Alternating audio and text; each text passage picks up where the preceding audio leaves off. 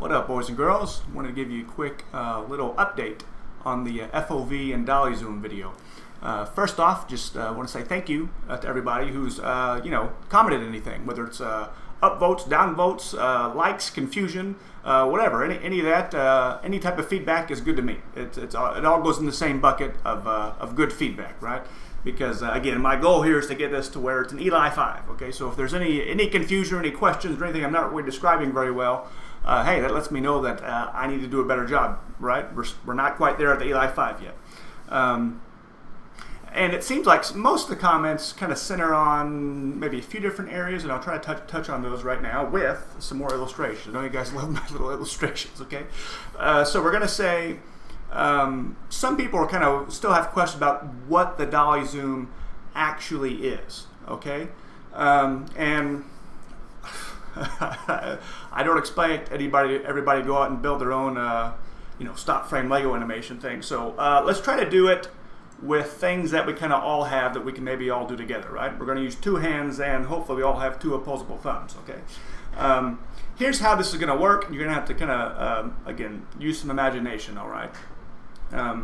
But let's try like this. You're going to put your palms flat together, okay? And you're kind of use your fingers. You're going to kind of V out your fingers, all right?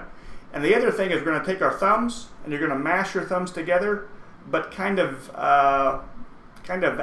like stretch them out, like straighten them out to where you kind of have this V to look through. All right. So I know it's kind of goofy, but stick with me here. All right. So here's what we kind of got. We got a V. We got a little split on the thumbs, like they're touching at the knuckles, but the split on the thumbs. And then I'm also V'ing out from the palm of my hand. I mean, from the knuckles of my hand. Okay. I mean, from the pads of my fingers. All right. Now, what this is going to represent is a width.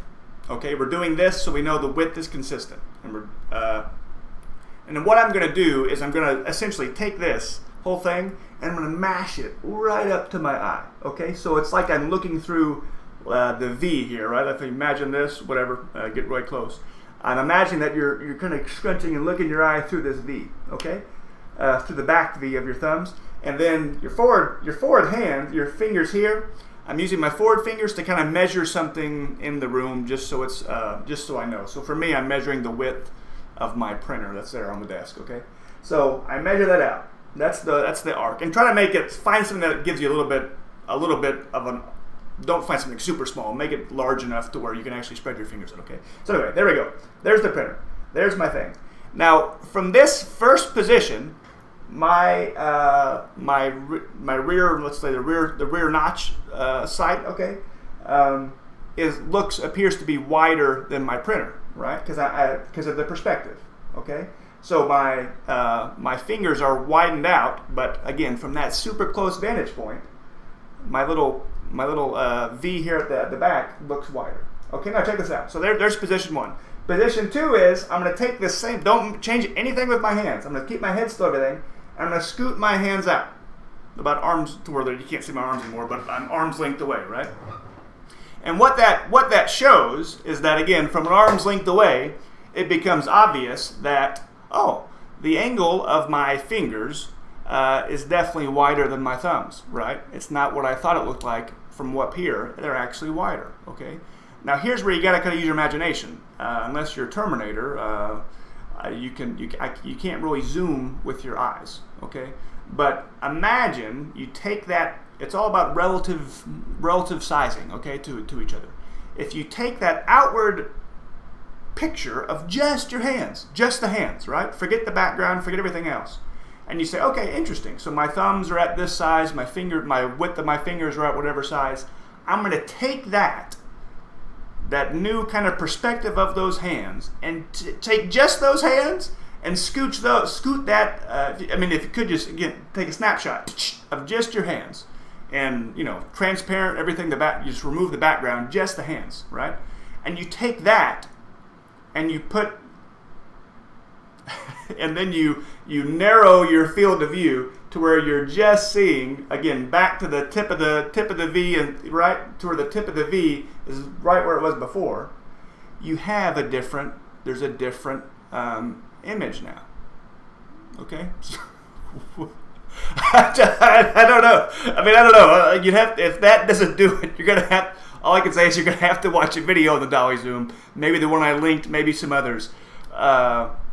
Okay, so that's illustration number one. Maybe I spent too much time on that. Illustration number two is going to be how. Okay, so let's say we understand the dolly zoom. Maybe we do. Maybe we don't. The other thing is, okay, whatever. How do we? What gives us any type of indication that the dolly zoom might be at play in EFT? Like, what makes me feel like 1,000% confident it's definitely happening in Escape from Tarkov? It has to do, again, with perspective. Now, this one will be much easier to do. We're going to use our same hand and opposable thumb again, but we're just using one hand. This will be a much easier one, okay? What I want you to do is take your thumb and kind of kink it down, right? Like bend it down to where it's really tight. And okay, this is going to look goofy from your position. Watch. I'm taking my thumb. I'm stretching it down really tight. Now, what I'm going to do is this width. This flat part, the width of my thumb, this flat plane of my thumb, that's what I'm going to be focusing on. So I'm going to take that, make it perpendicular to my eye, like flat to my eye, and I'm going to shove it way close to my eye, okay? And what it's going to be about is the side, myself in the camera, you got the bend of the thumb, this is the flat plane right here. What we're going to be paying attention to is the flat part of our thumb on the side, is the side of our thumb, okay? So watch how this looks. I'll illustrate it here. So I'll take this, I scrunch it down, right? And I'm going to shove this right up against my eye, right? And just close your other eye. So you're just seeing it through one. And what you see is when it's this close, all I see is thumb. I just see massive thumb just boom in my view, right? I don't see anything. I don't see any of the side of my thumb at all. Now, so in order to see, now just imagine your Terminator, have a Terminator eye or something.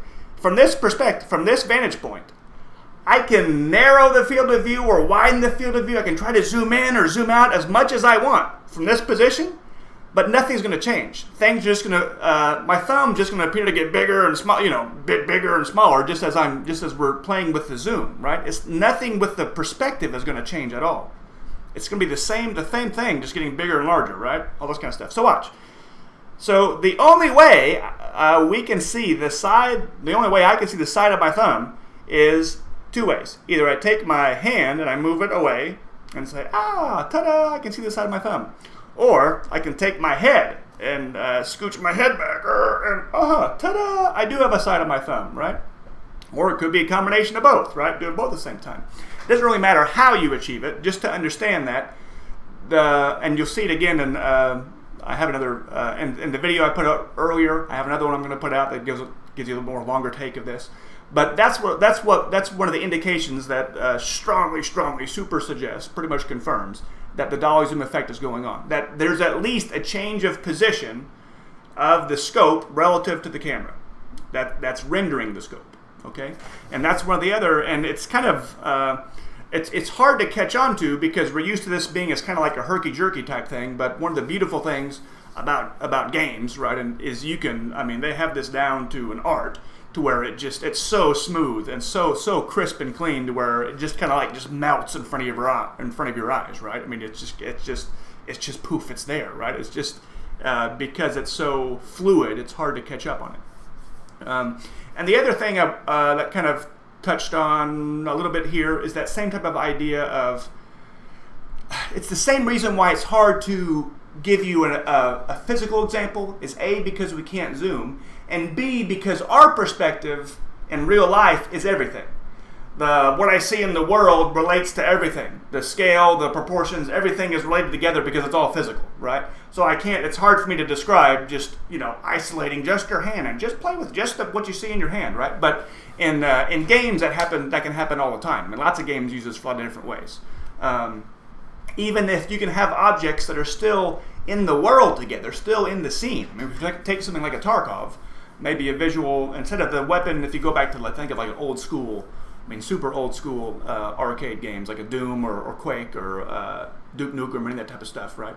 It's sprite-based stuff where you'd have, the weapon, the animation of the weapon that was down in the corner was just animation, right? It's just an animation, right? That just plays. has really nothing to do. Everything that to do with aiming or anything is just based on where you're looking, where you're angling your view, right? That's it. This whole thing with the weapon is just kind of a smoke and mirrors and make you think that, oh, this is a cool thing. Now, yes, everything's still smoke and mirrors, even in the bigger games that we have today. But if you look at think of Tarkov, the weapon itself has more of, let's call it, just a physical presence in the scene, right? It's not just pasted on, just stock animation.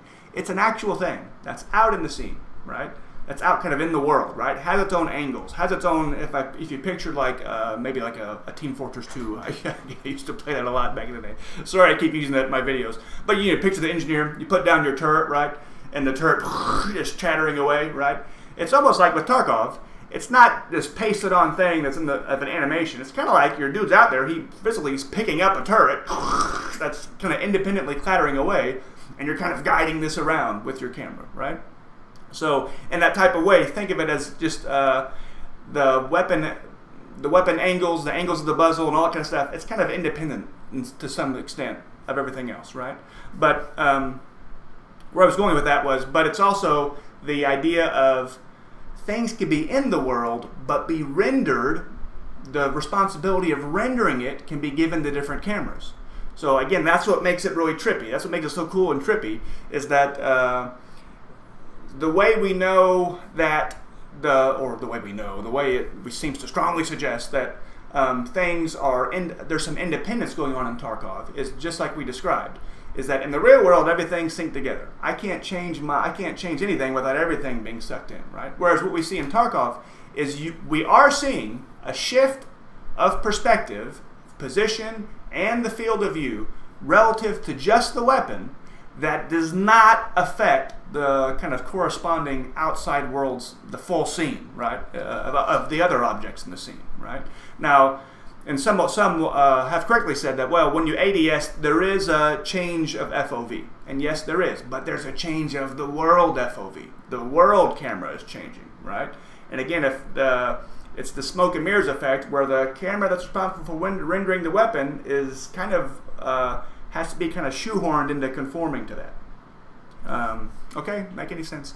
Now, before I get to another example, there's one more thing I wanted to clarify too on this whole idea of the dolly zoom, and that is, I'm saying that the dolly zoom is applying when you zoom in with a magnified optic, but it also seems to be going on at every weapon position, pretty much, right? I mean, if you look super closely, when you ADS with iron sights or ADS with any type of non-magnified optic, or even if you just have your weapon doing its little idle animation off in the corner, if you pay super close attention and you go from a 50 FOV to a 75 and you watch those videos side by side, you'll notice there is a very subtle shift of perspective.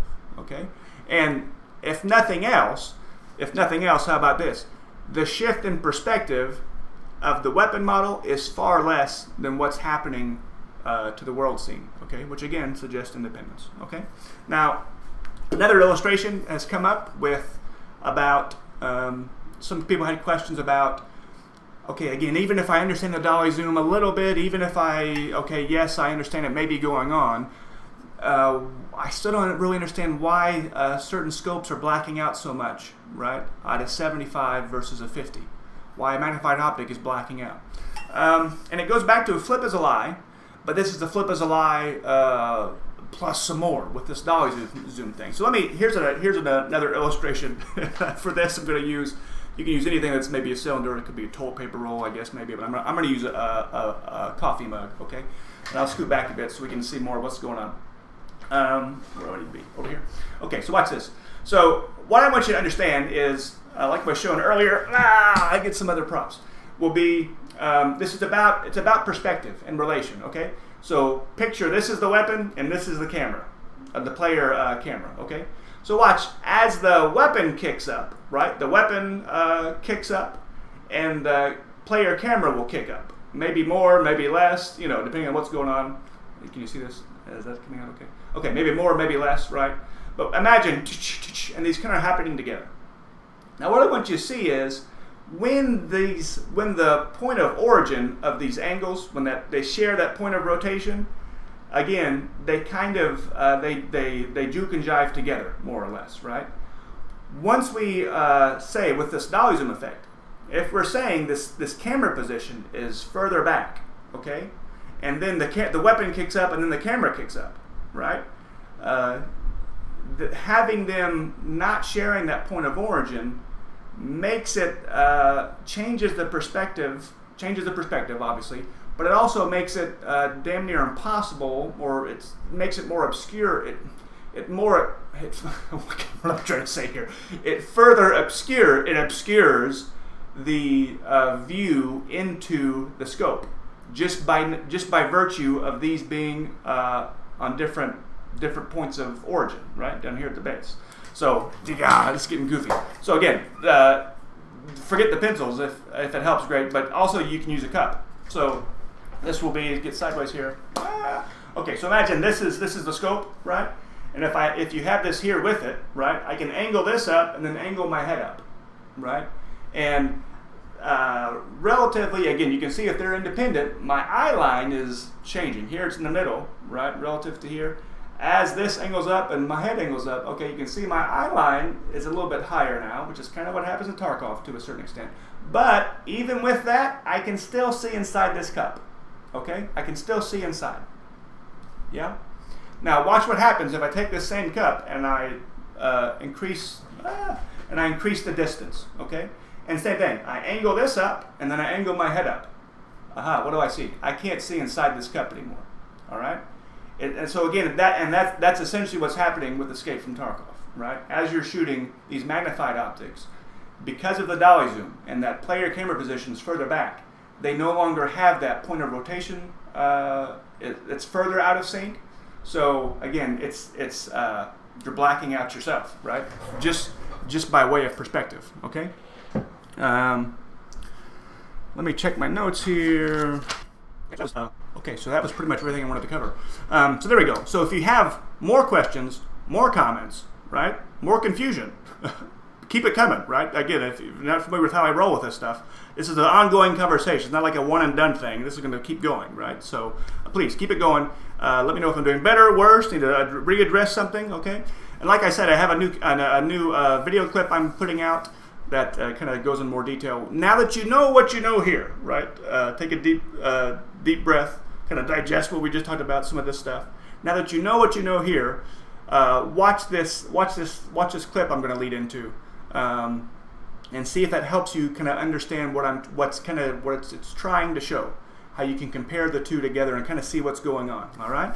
And I'm just going to have that be what leads us out. You're not going to see me again, so I'll go ahead and say goodbye now. But I'll catch you next time, eh? Now on for that clip.